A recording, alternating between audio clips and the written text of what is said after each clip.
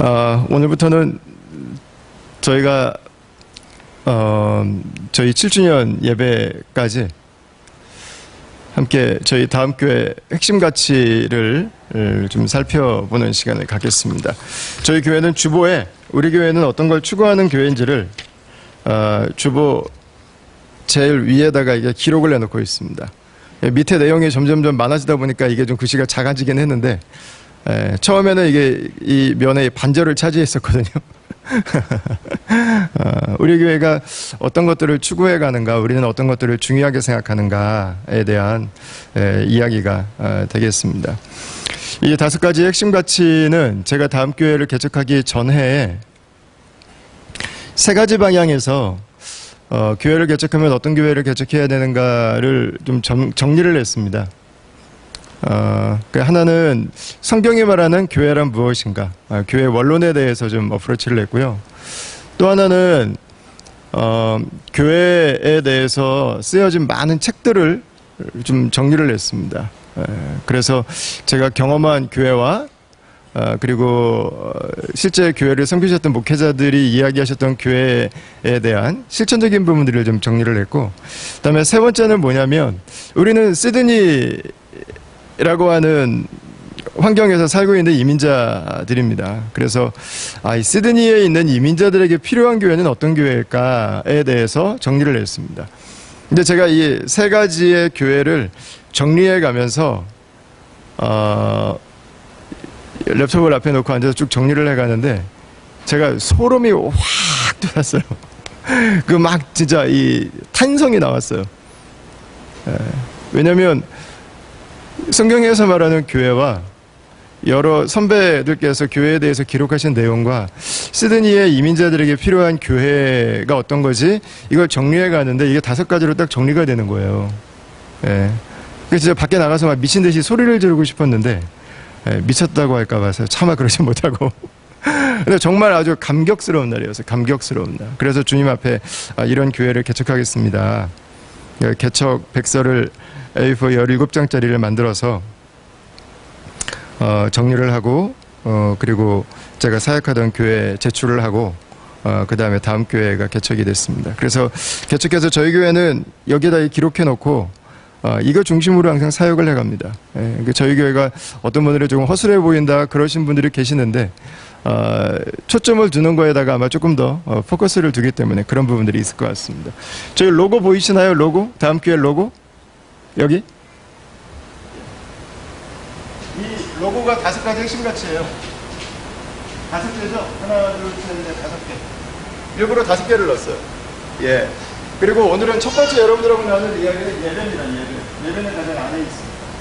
그리고 이 로고의 모양을 보시면 사람들이 다 이렇게 손을 들고 찬양하는 모습이에요. 예배를 담고 있습니다. 예. 그러니까 다 그냥 이쁘니까 한 거 아닙니다, 여러분. 의미를 담아가지고 디자인하신 분하고 여러 번 같이 대화를 주고받으면서 이 디자인이 나왔습니다. 첫 번째는 예배자를 세우는 것입니다. 예배하는 공동체. 그리고 2번째는 주님과 함께 동행하는 공동체가 되는 것입니다. 3번째는 우리 가족과 교회가 공동체로 함께 살아가는 거고요. 4번째는 제자가 되는 것입니다. 그리고 마지막 5번째는 열방과 땅끝, 그리고 우리 자녀들 다음 세대 안에 하나님의 나라를 이루도록 섬기는 것입니다. 사실 가치를 따라간다고 하는 것은 어려운 일입니다. 저도 섬기다 보니까 이게 쉽지 않다고 하는 것을 발견했습니다. 원리를 따라간다고 하는 것은 어려움들이 많습니다. 익숙하지 않아요. 하고 싶지 않을 때도 있고 하기 어려울 때도 있습니다. 그런데 우리가 물어야 되는 질문은 이게 우리가 원하는가 원하지 않는가, 이게 우리에게 편한가 편하지 않은가가 저는 아니라고 생각을 했어요. 이게 주님께서 우리에게 주시는 교회라면 이것은 막혀 있어도 가야 되는 거고, 반대가 있어도 가야 되는 거고, 포기하더라도 그 방향으로 가다가 멈춰야지, 우리가 가야 되는 길이 이 방향인데 반대 방향으로 갈 수는 없는 거죠. 그래서 이것은 다른 말로 하면 우리 교회의 부르심이라고 생각하면 좋을 것 같습니다. 부르심. 다음 교회를 다닌다면 이거는 피해갈 수 없는 거구나라고 생각하시면 됩니다. 여기로 가야 되는 거구나. 이 교회는 이걸 위해 존재하고 있는 거구나 라는 거죠. 조금 심하게 말을 하면 이것이 없으면 교회가 아니라고 말할 수 있을 정도로, 예, 이것은 중요하고 교회의 심장부에 있어야 하는, 예, 교회의 본성이고 교회의, 예, 생명이라고 할 수 있는 거죠. 오늘은 그 중에 첫 번째 이야기를 좀 나누도록 하겠습니다. 저 로고의 가장 가운데 있는, 예, 가장 중심에 있는 예배에 대한, 예, 이야기입니다. 오늘과 다음 주, 우리 2주에 걸쳐서 예배에 대한 이야기를 좀 나눌 수 있도록 하겠습니다. 자, 여러분, 누가 예배자일까요? 예배자. 우리는 교회 나와서 예배하니까 예배자겠고요, 그죠? 그럼 교회를 나오지 않고 예배하지 않는 분들은 예배자가 아니실까요? 우리는 모두 다 예배자입니다. 모든 사람들은 예배자입니다. 다만 무엇을 예배하며 살아가는가만 다를 뿐입니다. 토저가 쓴 책 중에 제목이 아주 의미심장한 게 하나 있어요. 네, 토저가 쓴 책 중에 예배자인가 우상숭배자인가라는 책이 있습니다. 그게 우리 모든 사람들이 포괄하는 아주 중요한 개념입니다. 우리는 하나님을 예배하든지 우상을 예배하든지 둘 중에 하나지만 우리는 무조건 예배하고 있어요. 우리는 무엇인가 예배하며 살아요. 근데 내가 뭘 예배해야지? 내가 매일 생각하는 게 내가 예배하는 것입니다. 예, 내가 매일 그것만 바라보는 게 내가 예배하는 것입니다. 예배하기 때문에 그것만 머리에 남아있거든요. 나에게 가장 중요하기 때문에 그것만 묵상하는 거거든요. 그것이 내가 예배하는 것입니다. 나는 그것에 월십하죠. 그냥 아무나 예배하면 되지 뭐 그걸 그렇게 따져야 될 필요가 있는가? 내가 누구를 예배하는가는 내가 누구를 예배하는가의 문제로 끝나지 않습니다. 내가 누구를 예배하는가 하는 것은 내가 그 예배하는 대상을 닮아가고 있다고 하는 것을 말합니다. 내 삶은 내가 예배하는 것을 닮습니다. 내가 날마다 묵상하는 것이 내 얼굴에 써있게 됩니다. 내 관계에 새겨지게 됩니다. 내 언어에 흘러나오게 되어 있습니다. 예배는 그냥 내가 가서 예배했다 이걸로 끝나지 않아요. 예배하는 것은 내 삶을 만들어요. 내 삶에 영향을 줘요. 나는 예배하는 것을 닮아요. 예배하는 것과 나는 비슷해져 가요. 우리가 하나님을 예배한다면 우리는 하나님을 닮아갈 것입니다. 그러나 우리가 우상을 예배한다면 우리는 내가 숭배하는 우상을 닮아갈 것입니다.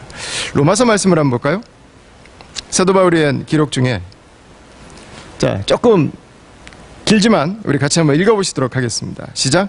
하나님을 알되 하나님을 영화롭게도 아니하며 감사하지도 아니하고 오히려 그 생각이 허망하여지며 미련한 마음이 어두워졌나니 스스로 지혜 있다 하나 어리석게 되어 썩어지지 아니하는 하나님의 영광을 썩어질 사람과 새와 짐승과 기어다니는 동물 모양의 우상으로 바꾸었느니라. 그러므로 하나님께서 그들을 마음의 정욕대로 더러움에 내버려 두사 그들의 몸을 서로 욕되게 하게 하셨으니 이는 그들이 하나님의 진리를 거짓 것으로 바꾸어 피조물을 조물주보다 더 경배하고 섬김이라.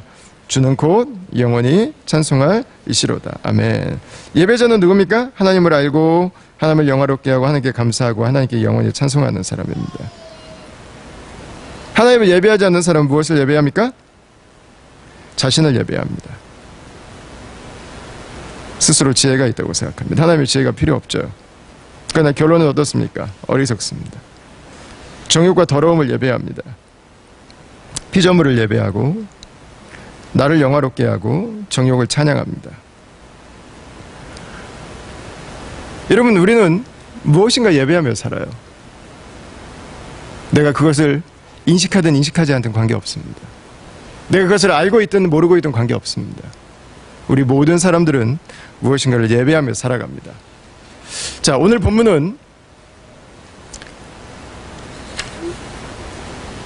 이 세상에서 하나님을 예배하지 못하던 한 사람이 하나님을 향한 예배자로 변화되는 그 모습을 그려주고 있습니다.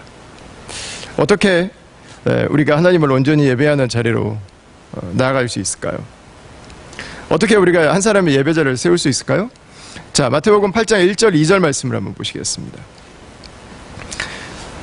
예수께서 산에서 내려오시니 수많은 무리가 따르니라. 한 나병 환자가 나와 절하며 이르되 주여 원하시면 저를 깨끗하게 하실 수 있나이다 하거늘. 오늘 본문에 한 사람이 나오는데 이 한 사람은 한 나병 환자라고 기록이 되어 있습니다. 나병 환자는 요즘에는 한센시 병이라고 하죠. 예전에는 문둥병이라고 불렀던 바로 그 병입니다. 이 병은 온몸이 다 썩어 들어가는 병입니다. 그래서 우리 몸에서 튀어나와 있는 것들은 다 녹아서 떨어져 나가고 몸에서 악취가 나는, 사람에게 생길 수 있는 질병 중에서 가장 고통스러운 질병 중에 하나라고 할 수 있습니다. 누가복음에 보면 이 나병에 걸린 사람이 얼마나 더 힘든지를 표현을 해주고 있는데, 이 나병이 이제 시작된 사람이 아니라 온몸에 나병이 든 사람이라고 표현이 되어 있습니다. 나병 중에서도 최악의 상황입니다. 나병든 사람은요, 공공의 장소에 나올 수 없습니다. 우리 한국도 그렇고 호주도 그렇고 다 그분들만의 공간에 따로 모여서 살도록 하죠. 역시 이 이스라엘도 마찬가지였습니다. 그들은 공공장소에 나올 수 없었습니다. 만약에 나온다면 그 사람은 외치고 다녀야 돼요. 나는 나병 환자입니다. 나는 나병 환자입니다. 그래서 주변에 있는 다른 분들이 이 사람을 만져서 부정해지지 않도록, 이 사람이 밟았던 흙을 밟아서 부정해지지 않도록, 이 사람이 밟았던 흙이 내 몸에 날아와서 내 옷에 붙어서 내가 부정해지지 않도록 하기 위해서 모든 사람들에게 나를 피하십시오. 나는 더러운 사람입니다. 나를 피하십시오. 나에 가까우시면 안 됩니다. 이걸 내 목소리를 알리고 다녀야 됐던 거예요. 여러분 얼마나 고통스러웠겠습니까? 그러니까 사람들은 나가지 않는 쪽을 택했죠. 랍비들은 이 질병들을 등급을 매겼는데요, 나병은 등급이 정확했어요. 최하등급이었어요. 나병과 같은 등급에 있는 것을 하나를 언급해드리면 그것은 바로 죽음이었습니다.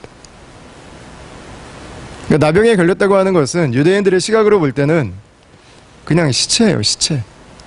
죽은 사람이에요, 죽은 사람. 송장 취급을 한 거죠. 여러분들, 이 사람이 예수님께 나왔습니다. 왜 나왔습니까? 예수님은 자기를 살릴 수 있다고 믿었습니다. 하나님이 나를 살릴 수 있다고 해서 모든 사람들이 다 살진 않습니다. 그러나 이 사람은 제대로 된 분을 믿었습니다. 예수님을 믿은 것은 가장 잘한 선택이죠. 자, 이 사람이 주님께 나와서 말합니다. 주여 원하시면 나를 깨끗하게 하실 수 있나이다. 그의 간구는 주여 원하시면이었습니다. 주여 원하시면 나를 깨끗하게 하실 수 있나이다. 여러분 어떠세요? 내가 지금 이 모습으로 길거리에 나가면 사람들에게 돌을 맞을 수도 있고요, 사람들이 모두 다 나를 저주할 수도 있고요, 내가 다시 집에 돌아오지 못할 수도 있습니다. 그 정도로 이 나병 환자가 예수님께로 가는 일은 작심한 일이에요. 그냥 생명을 걸고 간 거예요. 여러분, 근데 예수님에게 가서 하는 말이 뭐예요? 원하시면 나를 깨끗하게 하실 수 있나요? 여러분 좀 어떠세요? 좀 너무 좀 치근하게 느껴지지 않으세요? 그냥 낫고 싶어요 라고 말하면 되는데 말이죠. 이때까지도 이렇게 당당하게 얘기를 못하나 라는 생각이 좀 들지 않으십니까? 근데 여러분 또 한편으로 생각해보면 이 말은 굉장히 지혜로운 말이기도 합니다. 아이가 아프면 아이는 낫고 싶어 하죠. 근데 낫고 싶어 하는 아이보다 그 아이가 더 낫길 원하는 사람이 있습니다. 그게 바로 부모입니다. 부모는 자식의 고통보다 더 아파하죠. 자식의 힘듦보다 더 힘들죠. 여러분, 이 나병 환자의 말은요, 나약한 말이 결코 될 수 없습니다. 어떻게 보면 가장 지혜롭고 가장 파워가 있는 말입니다. 왜냐하면 이 말은 하나님이 나를 향해서 어떤 마음을 가지고 있는지를 알기 때문에 그렇습니다. 하나님을 신뢰하는 사람이 할 수 있는 말이에요. 하나님을 기대하는 사람이 할 수 있는 말. 하나님이 나를 얼마나 사랑하시는지를 알고 있는 사람이 할 수 있는 말. 이 사람이 하나님에 대한 기대가 없다고 한다면 이 말은 정말 치근한 말이 될 수 있어요. 야, 예수님에게까지 나와서도 이렇게 박박 비비고 있구나. 너무 안타깝다. 여러분, 그러나 이 사람이 반드시 낫기를 원하시는 그 아버지의 마음을 알고 있다면, 나의 뜻보다 더 큰 하나님의 뜻이 있다고 하는 것을 알고 있다면, 주님을 원하시면 이 말은 결코 작거나 초라한 말이 될 수 없는 것이었습니다. 여러분, 이 나병 환자의 몸은 죽어 있는 것과 같았습니다. 사람들은 이 나병 환자를 죽은 사람처럼 대했습니다. 인간처럼 대하지 않았습니다. 같은 공간에 있고 싶지 않았고 그들과 같은 길을 밟고 싶지도 않았습니다. 여러분, 이들은 죽은 것처럼 살았어요. 그런 사람이 믿음으로 예수님께 나왔습니다. 자, 3절을 같이 한번 볼까요? 3절? 3절 말씀을 같이 한번 읽어보겠습니다. 시작. 예수께서 손을 내밀어 그에게 대시며 이르시되 내가 원하노니 깨끗함을 받으라 하신대 즉시 그의 나병이 깨끗하여진지라. 아멘. 예수님이 말씀하셨습니다. 내가 원하노니 깨끗함을 받으라. 이렇게 말씀하셨습니다. 예수님은 코가 떨어지고 귀가 떨어지고 손가락, 발가락 마디마디가 떨어져 나가고 온몸에서 진물이 나고 악취를 풍기는 그 문둥병 환자를 치유하기를 원하셨습니다. 근데 이런 표현이 재밌습니다. 나음을 입을지어다 이렇게 하시지 않고 예수님은 깨끗함을 받으라고 말씀하셨습니다. 나병은 질병인데, 병인데 말이죠. 예수님은 병을 고쳐주는 표현보다 부정과 더러움으로부터 깨끗하게 되는 것을 말씀하셨습니다. 여러분, 왜 예수님은 이 문둥병자에게 나와서 자신에게 모든 걸 걸고 나온 이 문둥병자에게, 이 나병 환자에게 나음을 입을지어다라고 안 하고 왜 깨끗함을 받으라고 하셨을까요? 이 사람이 가지고 있는 문제의 가장 기본은 질병이 아니라, 바이러스가 아니라 죄였기 때문에 그렇습니다. 우리의 질병이 다 죄에서부터 오진 않습니다, 여러분. 내가 잘못했기 때문에 하나님이 우리를 아프게 하진 않습니다. 그러나 하나님을 떠난 인간에게 생겨진 첫 번째 현상은 결핍이었습니다. 하나님이 지으신 그 건강했던 몸이 약해지기 시작했습니다. 그래서 남자들은 노동하는데 훨씬 더 힘들어야 됐고요. 여자분들은 출산을 하는데 그 고통이 훨씬 더 커져야 됐습니다. 이게 창세기에 나오는 기록입니다. 자연도 결핍을 경험합니다. 가뭄이 찾아오고 문제들이 찾아오기 시작합니다. 이 세상에 하나님을 떠나서 찾아오는 첫 번째 현상은 결핍이었습니다. 결핍. 바이러스가 들어와도 싸울 힘이 없는 거예요. 내 몸이 그것들을 이길 수 없게 된 것입니다. 여러분, 예수님은 단순히 병에서부터 이 사람을 고쳐주기만 원한 것이 아니었습니다. 예수님은 이 사람이 겪고 있는 그 결핍으로부터, 그 죄로부터 이 사람을 깨끗게 하기를 원하셨던 것입니다. 여러분, 나는 오늘 예배 가운데서 주님께서 주시는 이 치유와 깨끗게 됨의 은혜가 저와 여러분들 가운데 임하게 되길 주의 이름으로 축원합니다. 여러분, 이 사람 세상적으로는 포기한 사람이에요. 더 이상 소망이 없어요. 사람들은 손가락질하는 사람이에요. 이미 줄을 다 거놨어요. 안 되는 사람이에요. 죄는 나병을 가지고 왔습니다. 죄는 죽음을 가지고 왔습니다. 죄는 문제를 가지고 왔습니다. 그런데 예수님은 그 죄로부터, 그 문제로부터 다시 살 수 있는 새로운 힘을 주신 것입니다. 여러분, 우리도 이렇게 삶의 끄트머리에 설 때가 있습니다. 꼭 몸의 문득병이 아닐 수도 있어요. 생각의 문득병이 걸릴 수도 있습니다. 마음이 나병 환자일 수도 있습니다. 습관이 나병 환자가 될 수도 있습니다. 관계가 나병 환자가 될 수도 있습니다. 여러분, 더 놀라운 건 뭔지 아세요? 나병의 가장 큰 특징, 아픈데도 아픈지를 못 느낀다는 거예요. 죽어있는데도 죽었는지를 몰라요. 문제인데 문제인지를 몰라요. 아픈데 아픈지를 모르고 살아요.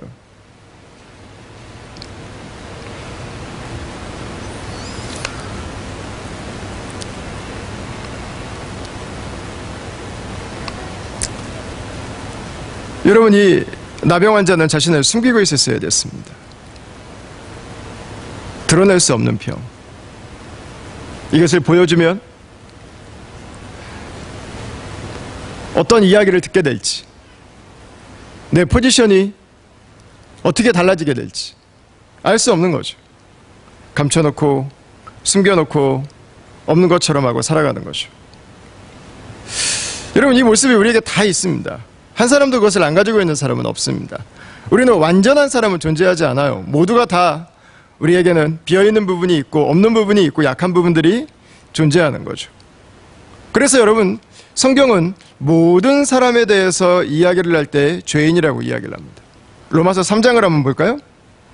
같이 한번 읽겠습니다. 시작. 모든 사람이 죄를 범하였음에 하나님의 영광에 이르지 못하나니. 아멘. 성경은 이미 우리가 모든 사람이 죄인이라고 하는 것을 인정하고 가요. 우리를 당신은 완벽합니다라고 말하지 않아요. 우리 한 사람 한 사람들에게는 다 어딘가 모르는 나만의 나병이 있고, 나만의 문득병이 있고, 나만의 죽음이 있고, 나만의 고통이 있다고 하는 것을 성경은 여러분 이미 다 알고 있어요.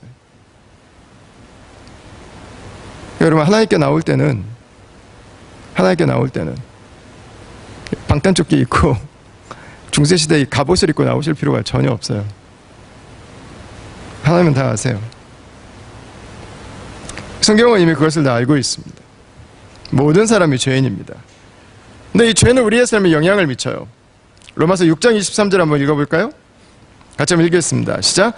죄의 삭은 사망이요 하나님의 은사는 그리스도 예수 우리 주 안에 있는 영생입니다. 아멘. 죄는 죽음을 가지고 와요. 어디서부터요? 하나님과 관계에서부터 죽음이 와요. 왜 하나님을 예배하지 않고 다른 것들을 예배합니까? 하나님과의 관계가 죽었어요. 하나님이 있는 걸 몰라요. 하나님을 거부하죠. 세상에 어떤 것이 하나님인 줄 알고 살죠. 아니면 내가 하나님인 줄 알고 살죠. 이웃과 가정 안에서의 관계의 죽음이 찾아오죠. 사회와 역사의 죽음이 찾아오죠. 여러분, 그리고 이 죽음은, 이 죄는 땅에서의 삶에만 영향을 미치지 않습니다. 영원한 영향을 줍니다. 히브리서 말씀 한번 볼까요? 9장 27절입니다. 같이 한번 읽겠습니다. 한 번 죽는 것은 사람에게 정해진 것이요 그 후에는 심판이 있으리니. 아멘. 죄는 죽음을 가지고 오고 죽음은 심판을 가지고 옵니다. 아마 어떤 분들은 이 죽음 이후의 심판에 대한 성경의 가르침에 대해서 불편하게 생각하시는 분들도 계신 것 같아요. 아니, 왜 무슨 자격으로 하나님이 죽고 나서 우리를 심판해가지고 천국에도 보내고 지옥에도 보내냐, 그거 하나님이 너무하지 않냐, 왜 지옥 같은 걸 만들어가지고 라고 이야기하시는 분들이 있습니다. 여러분, 그런데 이렇게 생각하시면 그렇게 어렵지 않은 것 같아요. 죽음까지 가지 않아도 우리는 살아가면서 이미 죄로 인한 사망과 심판을 자초하고 살아갈 때가 이미 너무 많아요.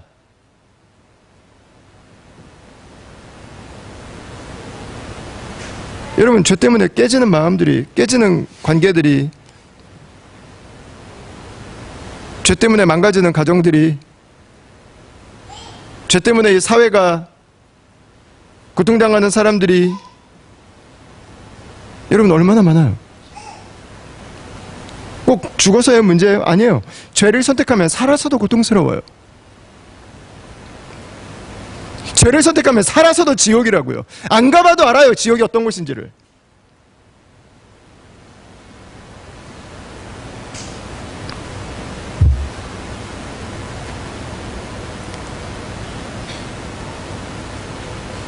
여러분, 하나님을 따르지 않고 세상을 따를 때, 하나님 말씀을 따르지 않고 죄를 따를 때, 우리가 심판받은 이후에 그 일들이 이미 우리의 삶에 나의 선택으로 일어나요. 나는 내가 잘할 수 있다고 말하지만, 나는 내 삶을 아무런 문제 없이 만들 거라고 열심히 준비하지만, 여러분, 죄는 우리의 삶의 오늘을 파괴시켜요. 나병이 곳곳에 침투해 들어와요. 어느 순간 썩어가요. 어느 순간 무력해져요. 어느 순간 깨트려버리죠. 여러분, 다 내가 스스로 선택하고 옳다고 여기고 내가 할 수 있다고 해서 결정한 일이에요.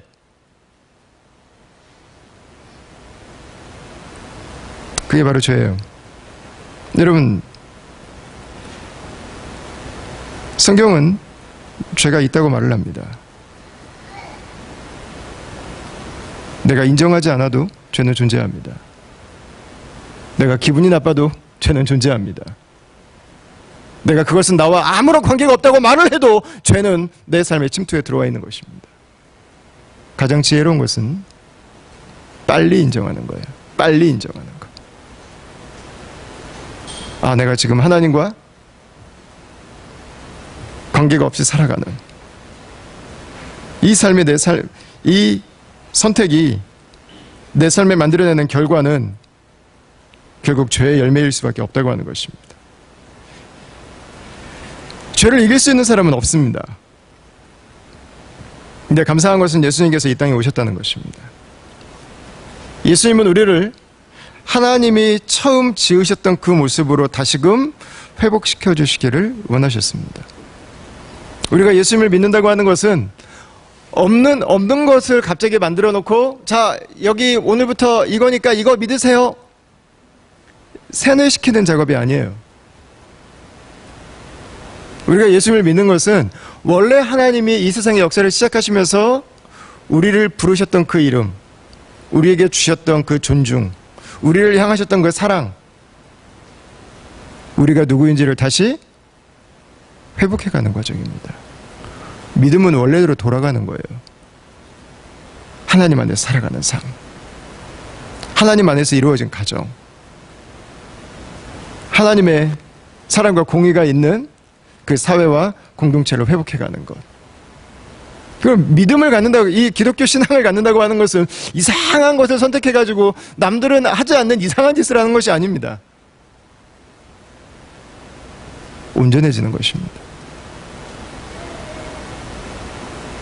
원래 우리가 되어야 될 그 모습, 그 자리로 돌아가는 것입니다. 예수님은 우리를 그 자리로 회복시켜 주신 것입니다. 여러분, 저는 이 말씀을 보면서 3절로 한번 볼까요? 3절. 저는 이 말씀을 보면서 예수님의 마음을 봐요. 우리를 향하신. 우리가 얼마나 회복되길 원하시는지, 우리가 하나님이 없는 삶에서, 하나님을 거절한 삶에서 얼마나 하나님은 간절하게 하나님께로 돌아오시기를 원하시는지를 봐요. 3절 말씀을 같이 한번 읽어보겠습니다. 예수께서, 시작. 예수께서 손을 내밀어 그에게 대시며 이르시되 내가 원하노니 깨끗함을 받으라 하시니 즉시 그의 나병이 깨끗하여진지라. 아멘. 여러분, 예수님께서 그에게 하신 일은 뭐였죠? 그를 만지는 거였습니다. 우리는 예수님께서 하신 여러 가지 기적들 중에 예수님의 말씀만으로 낫게 하신 것들을 알고 있습니다. 때로는 그 자리에 있지 않고 20-30km가 떨어져 있는 곳에 있는 사람들을 예수님은 말씀으로 고치신 일들도 있습니다. 여러분, 그런데 놀랍게 예수님은 이 사람을 만져주셨어요. 여러분, 율법을 어긴 거예요. 만지면 안 돼요. 근데 예수님은 이 사람을 만져주셨어요. 예수님은 금길을 넘어서셨어요. 다른 사람들은 안 된다고 그러는데, 그러면 당신이 부정탄다고 그랬는데, 예수님은 당신이 그러면 그 저주가 당신에게로 옮아온다고 그랬는데, 예수님은 그 저주가 자신에게 옮아오는 것을 주저하지 않으셨어요. 여러분, 예수님이 그 사람을 왜 만지셨겠어요? 당신의 그 저주에 내가 함께 있다고 하는 걸 예수님은 보여주고 싶으셨어요. 여러분, 이게 예수님이에요. 예수님이 이 땅에 왜 오셨습니까? 죄 가운데 죽어야 되는 우리 가운데로 찾아오셨습니다. 내가 죄 가운데 고통당하는 당신과 함께 있다고 하는 것입니다. 그 저주를 내가 받기를 원한다는 것입니다. 사람들이 당신에게 던져야 되는 그 돌을, 당신의 파괴되어 있던 그 삶을 내가 대신 깨지고, 내가 대신 무너지고, 내가 대신 죽고 당신을 살리기 원한다는 거예요. 여러분, 오늘 본문을 보세요. 그 나병 환자를 맞은 예수님은 저주받은 몸이 됐어요. 이제 부정해졌다고요. 근데 나병 환자는 어떻게 돼요? 나아요.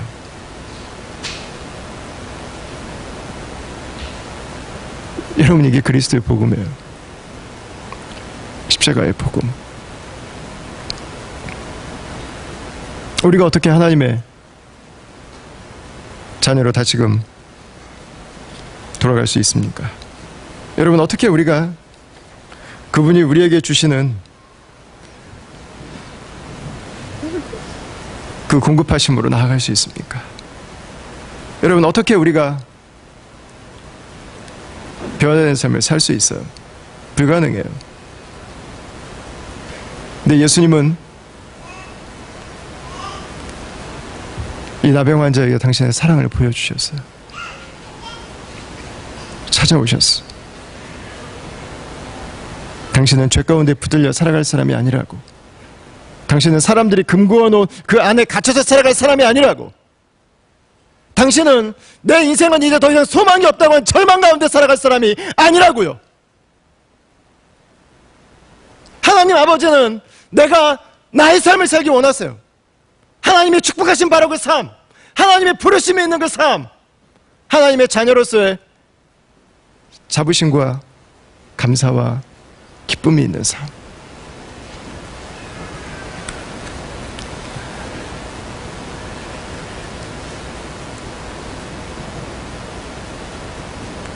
여러분, 예수님은 이 나병 환자를 깨끗하게 해주셨습니다. 그를 붙들고 있었던 그 죄로부터 만들어지게 된 문제들로부터, 나병 환자들을 차별하고 그들을 인격으로 대하지 않았던 그 사회적인 차별로부터 예수님은 그를 치유하시고 온전케 하시고 자유케 하셨습니다. 여러분, 예수님은 오늘도 우리와 함께 계세요. 그리고 예수님은 오늘도 우리가 믿음으로 살기를 원하세요. 나병에 붙들린 인생이 아니라, 죄에 붙들린 인생이 아니라, 하나님의 자녀로 나에게 주신 그 부르심의 자리를 살아가기를 격려하시죠. 축복하시죠. 사랑하는 다음과 중 여러분, 한 주간도 그 예수 그리스도와 함께 사시길 축원합니다. 내 삶에 생각이 아플 때 여러분, 주님이 주시는 생각을 시작할 수 있게 되길 바랍니다. 내 마음이 무너지고 고통스러울 때 여러분, 예수님이 주시는 선한 마음으로 그 마음이 채워질 수 있기를 축원합니다. 여러분, 예수님은 이렇게 한 사람으로부터 한 가정, 사회를 치유해 가시죠. 지난주에 제가 송재우 목사님 부부와 함께 저희 부부하고 같이 두 부부가 식사를 하는데 캄보디아에 대한 이야기를 해주셨는데, 전 이건 잘 몰랐는데 부모들이 자녀들을 팔아버린다는 거예요. 그래서 제가 왜 그렇게 하냐고. 물어봤어요. 그랬더니 부모들 자신이 킬링필드 시절에 한 두세 대가 이제 지났죠. 킬링필드 시절에 이미 하나의 제너레이션이 거의 죽음을 당했습니다. 300만 명 정도가 죽임을 당했으니까는요. 거기다가 어떤 사회적인 문화를 형성하는 그룹들은 다 죽였기 때문에 제너레이션 하나가 거기도 스톨런 제너레이션이 존재합니다. 그러다 보니까 다 혼자 자란 거예요. 그러니까 결혼을 해서 아이를 낳았는데도 불구하고 그 아이를 어떻게 키워야 되는지 몰라요. 부모가 뭘 해야 되는지를 몰라요. 어떻게 사랑해야 되는지를 몰라요. 그러니까 그냥 자녀를 팔아버리는 거예요. 그리고 한 달에 한 번씩 가서 그 아이가 돈 벌어놓으면 가서 갖고 오고 아이가 팔이 부러져서 뼈가 나왔는데도 불구하고 그 뼈를 고치지를 않는데요. 아이는 고통스러워서 견딜 수 없어 함에도 불구하고 그냥 놔둔대요. 자기가 그렇게 자랐기 때문에. 그냥 방치하는 게, 그냥 그렇게 살아가는 게 삶의 한 모습이라고 믿고 있는 거죠. 그 아이를 고치기 위해서는 선교사들이 가서 부탁을 해야 된대요. 이 아이 좀 병원 좀 데리고 가게 해달라고. 병원도 부킹해놓고 돈도 준비해놓고 차까지 대기시켜야 부모가 내켜서 한번 알아서 하라고. 그럼 데리고 가는데요. 여러분, 문둥병은 단지 한 사람에게만 있지 않아요. 나병은 가정의 문제만이 아니에요. 사회의 문제죠. 그리스도인 한 사람의 변화는 세상의 변화를 가지고 오게 되죠. 여러분, 우리는 어떻습니까? 여전히 죄 가운데서 하나님을 예배하지 못하고 하나님의 빛 가운데 나아가지 못하고 세상의 것들을 예배하고 세상의 것들을 따라서 세상의 방식대로 살아가고 있는 그 모습은 없는지 모르겠습니다. 여러분, 저는 오늘 이 말씀을 마무리하면서 2절에서 나병 환자가 했던 고백을 다시 한번 여러분들하고 정리하면서 우리가 주님 앞에 어떤 마음으로 나아가야 될지를 좀 정리하고 싶습니다. 2절 말씀을 같이 한번 읽어볼까요? 2절. 자, 시작. 한 나병 환자가 나와 절하며 이르되 주여 원하시면 저를 깨끗하게 하실 수 있나이다 하거늘. 아멘. 첫 번째 하는 일은 나오는 것입니다. 주님 앞에 나오는 것. 나오는 것은 마음을 여는 것입니다. 억지로 되지 않습니다. 혹시 여러분 가운데서 끌려서 예배 드리러 나오신 분들이 계실지 모르겠는데 저는 하나님께서 여러분들에게 억지로가 아니라 자원하는 마음을 주시기를 바랍니다. 예, 절대로 믿음은 억지로 되지 않습니다. 그렇게 해서 우리가 주님을 만날 수는 없어요. 그건 주님의 마음은 결코 아니라고 하는 것을 나누고 싶습니다. 두 번째는 절하는 것입니다. 절하는 것. 엎드리는 거죠. 머리를 숙입니다. 무릎을 꿇습니다. 엎드리는 것입니다. 절하는 것에 대해서 오늘날 문화에서는 좀 잘 안 맞는다고 생각하시는 분들도 있어요. 어제 그저께였나요? 설날인데 자녀들이 세배하셨는지 모르겠네요. 예. 호주 살다 보니까 세배도 잘 안 받다 보니까 정말 절하는 게 어색하죠. 여러분, 그러나 하나님이 우리의 창조주시라면 그분은 우리의 예배를 받으시기에 합당하신 분입니다. 우리가 하나님께 절하는 게 좀 어색하고 안 맞는데요. 예, 그러나 여러분, 우리는 세상 것에 절을 하고 살아가고 있습니다. 세상이 좋다고 하는 것들에 대해서 우리는 절하는 데 주저하지 않습니다. 자존심을 내려놓는데 꺼리낌이 없습니다. 하나님께 절하는 것은 결코 이상하지 않습니다. 예배 받으실 분에게 엎드리는 것은 이상한 것이 아닙니다. 그것은 자연스러운 것입니다. 세 번째는 절하며 이르되 그랬죠? 말하는 것입니다. 말하는 것도 믿음이죠. 표현하는 것입니다. 내가 무엇을 느끼는지, 내가 무엇을 생각하는지, 내가 무엇이 필요한지, 내가 무슨 말을 하고 싶은지를 나눌 수 있는 것입니다. 믿음은 고백하는 것입니다. 덮어놓고 믿고 막고 믿는 것이 아닙니다. 믿음은 표현하는 것입니다. 네 번째는 주여라고 부릅니다. 주여. 이 사람은 예수님을 퀴리에 주님이라고 불렀습니다. My Lord이라고 불렀습니다. 신앙은 고백하는 것입니다. 예수님 그분이 누구신지를 고백하는 거예요. 지금까지 나의 주인은 사람들이었어요. 사람들이 만들어 놓은 선이었어요. 사람들이 이게 중요하다고 하는 바로 그게 내 인생의 주인이었어요. 근데 이 사람의 주인이 변화되고 있습니다. 예수님이 나의 주인이 되시고 있어요. 거짓 신을 내 인생의 주인이라고 믿고 살던 사람이 이제는 하나님을 주로 고백하고 있는 거죠. 원하시면이라고 했습니다. 원하시면. 세상의 길은 파괴시킵니다. 내가 원하는 것들은 죄의 결과가 따라올 때가 있습니다. 나의 원함보다 나의 뜻이 아니라 하나님이 원하시는 것, 하나님의 뜻이 이루어지는 것이 내 삶에 더 온전해지는 것을 비로소 고백하고 깨닫는 것입니다. 저를 깨끗게 할 수 있나이다. 그는 주님이 병을 고칠 수 있는 분이라고 하는 것을 믿었습니다. 그러나 또한 그는 자신이 부정한 것을 알았습니다. 하나님이 없는 삶은 나를 파괴시킬 수밖에 없습니다. 하나님이 없다면 나는 계속해서 죄에 물들어 있을 수밖에 없습니다. 주님, 나는 문둥병자입니다. 그러나 이제는 내가 예수님으로 살기를 원합니다. 여러분, 그렇게 주님 앞에 찾아간 한 사람에게 예수님은 깨끗함을 입으라고 선포하셨습니다. 그가 죄사함을 받았습니다. 그리고 그가 예수님으로 다시금 살아가기 시작했습니다. 여러분, 우리 가운데서 아직 예수님을 만나지 못하신 분이 계시다면 저는 이 나병 환자가 했던 이 6단어를 기억할 수 있기를 바랍니다. 주님께 나아가십시오. 주님을 따르지 않는 내 삶에 죄가 있음을 고백하십시오. 내가 원하는 삶이 아니라 내 뜻이 아니라 주님의 뜻이 내 삶 가운데 이루어지기를 구하십시오. 예수님을 나의 주인으로 고백하십시오. 그분은 나를 변화시킬 수 있는 분이신 것을 믿으십시오.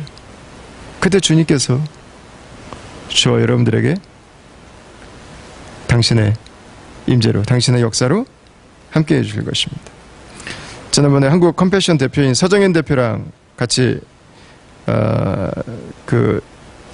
여행을 하는데 탤런트 차인표 씨 아시나요? 차인표 씨? 예. 차인표 씨가 변화된 스토리를 얘기해 주시더라고요. 아내가 먼저 선교지를 갔다가 변해가 돼가지고, 신혜라 씨인가요, 아내가? 예, 변해가 돼가지고 남편을 이제 보내려고 아내가 기도를 엄청 했는데, 이게 남편이 이 기고만장해가지고 선교지 그런 데는 나랑 안 어울린다고, 그 덥고 더러운데 어떻게 가냐고 이게 버티다가, 예, 나중에는 이 아내가 너무 간절히 원해가지고 자기가 비즈니스 클래스를 끊어주면 가겠다고 요청을 했대요. 선교단체의 비즈니스 클래스를 끊어달라고 한 거예요. 그래서 서정현 대표가 끊어줬다고, 비즈니스를 그냥 끊어드리라고. 그래서 인도에 캘커타에 가셨는데,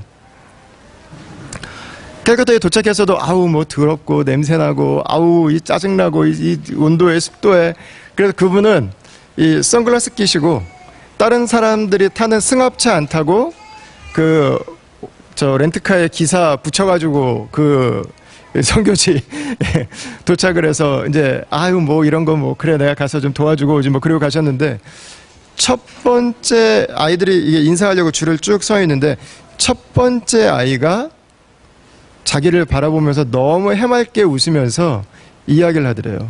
하나님이 당신을 사랑하신다고. 자기는 자기가 인도에 가서 그 얘기를 듣고 오게 되려고는 꿈에도 생각을 안 한 거예요.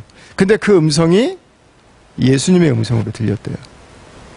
자기는 교회도 다니고 자기가 믿음을 가지고 있다고 생각했는데, 항상 예수님을 만나지 못한 게 마음에 항상 걸려 있었는데, 그 아이의 음성이 정확하게 자기에게 들려주신 예수님의 음성이었대요.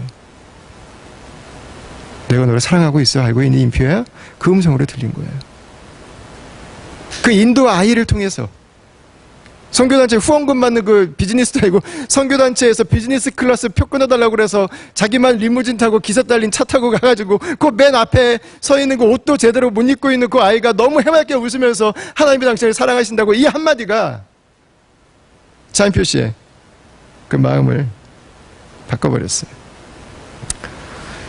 여러분, 차인표 씨가 사실 6단어로 본다면 차인표 씨가 잘한 건 딱 하나예요. 나온 거. 나온 거.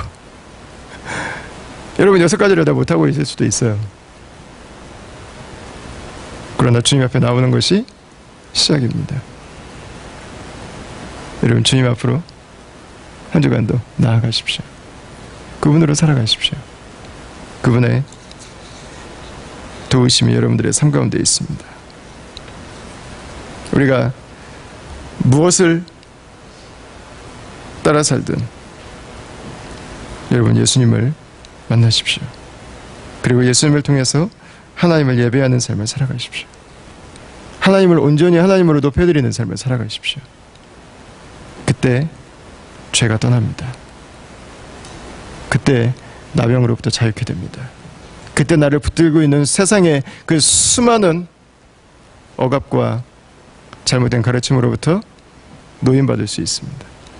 세상이 아니라 예수 그리스도 그분으로 하나님만을 온전히 예배하며 살아가는 우리 다음 가족들 되시기를 주의 이름으로 축원합니다.